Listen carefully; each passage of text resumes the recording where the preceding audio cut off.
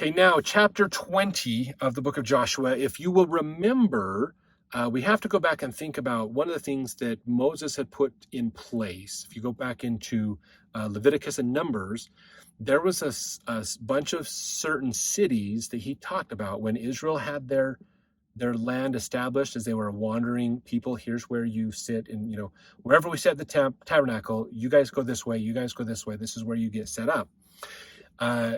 They had what are called cities of refuge that Moses had put in place.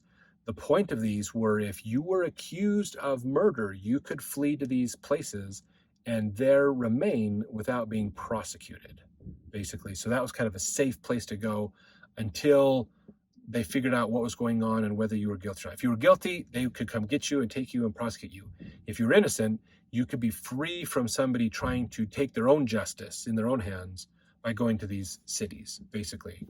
So verse 1, the Lord spake unto Joshua, saying, Speak to the children of Israel, saying, Appoint out for you the cities of refuge, whereof I spake unto you by the hand of Moses, that the slayer that killeth any person unawares and unwittingly may flee thither, that they shall be your refuge from the avenger of blood.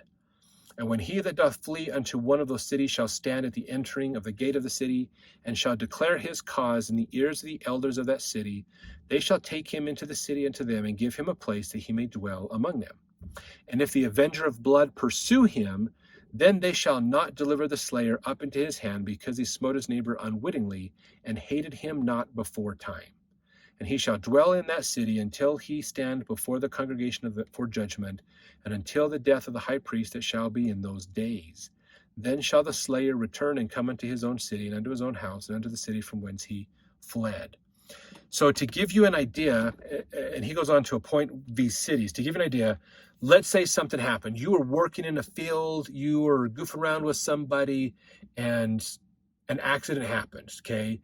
Maybe you were swinging a knife, cutting stuff or chopping at things, and your friend jumped out at you or something, and you got scared and you hit him with the knife, or the knife head slipped out of your hands or whatever, and it killed your friend.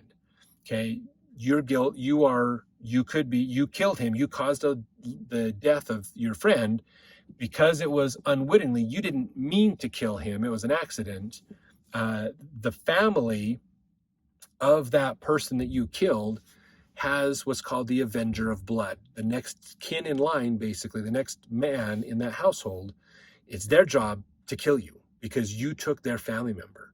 That was their justice. So you would flee to this other city and live there, basically. You couldn't leave the city. The city was a refuge.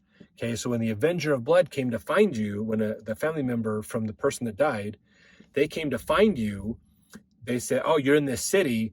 They go to the elders of the city going, this guy killed my brother or my uncle or whoever. I need to kill him.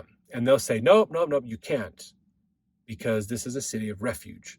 So he is safe until trial, basically. And then they would gather the evidence, they'd pull it together, the judges would come in, they would have kind of a trial to look at the evidence of what happened. Then they would decide, is that person guilty of intentionally killing him or not guilty, basically. And so the verdict would come down. If you were seen as not guilty, then you could leave. The avenger of blood, they could not go after you without being convicted of murder themselves. So they would have to break the law. The law wouldn't justify them killing you if you were found not guilty.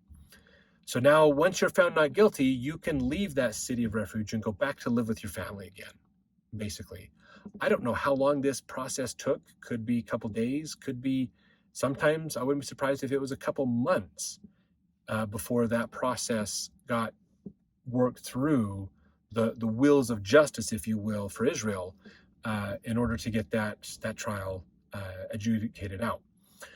So you were to stay in that city because that was your refuge. If you left that city, there's no guarantee you were going to be alive.